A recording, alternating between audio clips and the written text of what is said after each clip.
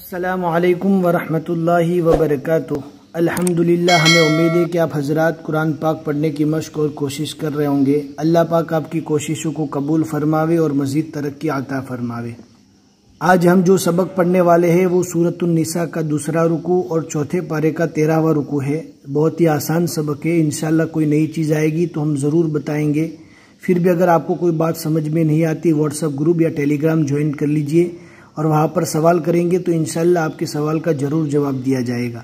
اور اگر آپ ہمارے چینل پر نئے ہیں تو جا کر پلے لسٹ کو چیک کر لیجئے، اور اگر آپ واقعی قرآن پاک سیکھنا چاہتے ہیں اور سمجھ کر سیکھنا چاہتے ہیں تو ضرور چیک کریے پلے لسٹ کو، اور جہاں سے آپ کو پڑھنا نہیں آتا وہاں سے اسٹیپ بائی اسٹیپ پڑھے۔ انشاءاللہ تھوڑا تھوڑا پڑھتے رہیں گے، آپ جلد سے جلد قرآن پاک صحیح سمجھ کر پڑھنا سیکھ لیں گے، اور وہ بھی مخارج اور تجوید کے ساتھ۔ آج کے سبق میں ہم ایک نئی چیز آپ کو سکھانے والے ہیں، اور سکھانے کے بعد آپ ہم کو کمنٹ میں بتائیں کہ یہ چیز آپ کو پہلے سے معلوم تھی یا نہیں۔ وہ چیز سیکھنے کے لیے پورا اینڈ تک سبق دیکھتے رہیے اور سنتے رہیے، انشاءاللہ ضرور سمجھ میں آئے گا۔ اب ہم پڑھنا شروع کرتے ہیں۔ اعوذ باللہ من الشیطان الرجیم، بسم اللہ الرحمن الرحیم۔ یوصیکم اللہ فی اولادکم للذکر مثل حظ الانثیین، فَإِن كُنَّ نِسَاءً فَوْقَ اثْنَتَيْنِ فَلَهُنَّ ثُلُثَا مَا تَرَكَ۔ واولین اور یائلین کس کو کہتے ہیں؟ جزم والے واو سے پہلے اگر زبر آوے تو واولین، اور جزم والی یا سے پہلے زبر آوے تو یائلین۔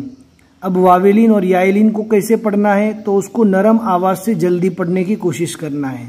فوق اثنتین، اس طرح پڑھنا ہے، فوق اثنتین، فو اور یہاں پہ تئی۔ لیکن ہم آپ کو ایک ایسی مثال بتاتے ہیں جس میں یائلین کو واولین کو کھینچ کر پڑھا جاتا ہے، اور وہ کہاں پر ہے آپ اوپر دیکھ سکتے ہیں، مثل حظ الانثیین۔ اس کا ریزن کیا ہے کہ جزم والی یا سے پہلے زبر ہونے کی وجہ سے یائلین تو ہے، لیکن یائلین کے بعد والے حرف پر رکنے کی حالت میں جزم آ جاتا ہے۔ اب جہاں پر بھی یائلین یا واولین کے بعد جزم والا حرف آ جائے گا رکنے کی وجہ سے، تو وہاں پر یائلین اور واولین کو کھینچ کر پڑھا جاتا ہے، مثل حظ الانثیین، جیسا کہ ہم سورہ قریش میں پڑھتے ہیں، لإیلاف قریش والصیف بیت خوف، جیسا ہم وہاں پر کھینچ کر پڑھتے ہیں، اسی انداز سے ہمیں جہاں پر بھی یائلین اور واولین کے بعد جزم والا حرف آئے گا رکنے کی وجہ سے، وہاں پر ہمیں کھینچ کر پڑھنا ہے۔ ہمیں امید ہے کہ یہ فرق آپ کو اچھی طرح سمجھ میں آ گیا ہوگا۔ ہمیں کمنٹ میں ضرور بتائیں کہ آپ کو سمجھ میں آیا یا نہیں۔ وَإِن كَانَتْ وَاحِدَةً فَلَهَا النِّصْفُ وَلِأَبَوَيْهِ لِكُلِّ وَاحِدٍ مِّنْهُمَا السُّدُسُ مِمَّا تَرَكَ إِن كَانَ لَهُ وَلَدٌ۔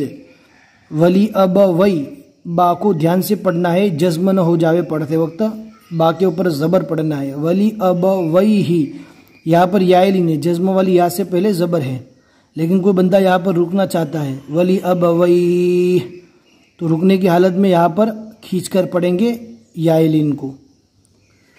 فَإِن لَّمْ يَكُن لَّهُ وَلَدٌ وَوَرِثَهُ أَبَوَاهُ فَلِأُمِّهِ الثُّلُثُ، فَإِن كَانَ لَهُ إِخْوَةٌ فَلِأُمِّهِ السُّدُسُ مِن بَعْدِ وَصِيَّةٍ يُوصِي بِهَا أَوْ دَيْنٍ۔ اب دیکھ سکتے ہیں یہاں پر بھی یائلین کو کھینچ کر پڑھا گیا۔ آباؤکم وابناؤکم لا تدرون ایہم اقرب لکم نفعا فریضۃ من اللہ ان اللہ کان علیما حکیما۔ وَلَكُمْ نِصْفُ مَا تَرَكَ أَزْوَاجُكُمْ إِن لَّمْ يَكُن لَّهُنَّ وَلَدٌ، فَإِن كَانَ لَهُنَّ وَلَدٌ فَلَكُمُ الرُّبُعُ مِمَّا تَرَكْنَ مِن بَعْدُ من بعد وصیۃ یوصین بہا او دین، یہاں پر بھی رکنے کی حالت میں یائلین کو کھینچ کر پڑھیں گے.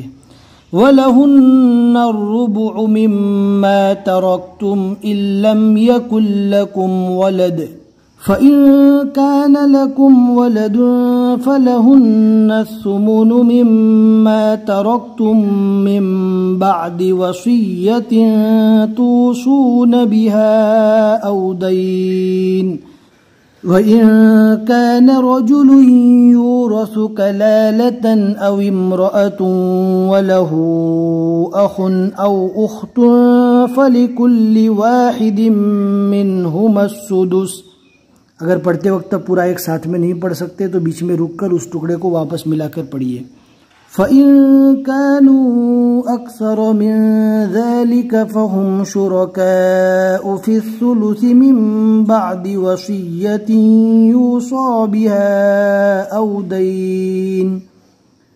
يُوصَى بِهَا أَوْ دَيْنٍ غَيْرَ مُضَارٍّ وَصِيَّةً مِّنَ اللَّهِ وَاللَّهُ عَلِيمٌ حَلِيمٌ. تلك حدود الله ومن يطع الله ورسوله يدخله جنات تجري من تحتها الأنهار خالدين فيها وذلك الفوز العظيم. ومن يعص الله ورسوله ويتعد حدوده يدخله نارا خالدا فيها وله عذاب مهين. صدق اللہ العظیم. الحمدللہ، ہمیں امید ہے کہ آپ حضرات کو آج کا یہ سبق اچھی طرح سمجھ میں آ گیا ہوگا.